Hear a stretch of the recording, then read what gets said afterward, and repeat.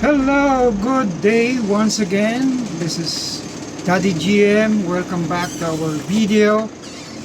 Today is our Somewhere Down the Road part 6.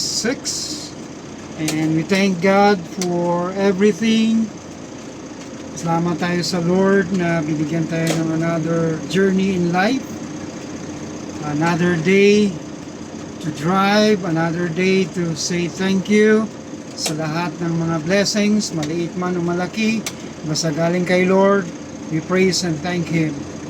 So today, dito tayo sa narrow roads sa loob ng isang village, and as a Lenten season, we are going also to reflect and humble ourselves na si Lord palagi ang nasa sentro ng buhay natin. Dear Lord, thank you for everything. Salamat Panginoon sa mga biyaya, sa araw na binigay niyo sa amin. Kahit matinding init, pero buhay pa rin kami.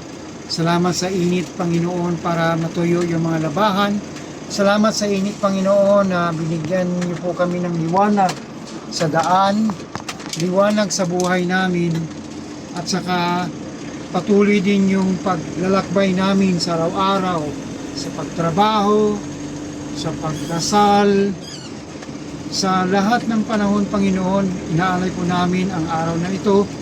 Binusin niyo po yung pamilya namin, binusin niyo po ang lahat ng mga tao na naglalakad, binusin niyo po ang lahat ng mga drivers, passengers, students, teachers, parents, guardians, and lahat ng nagbibiyahe ngayon either by land, by air, by sea.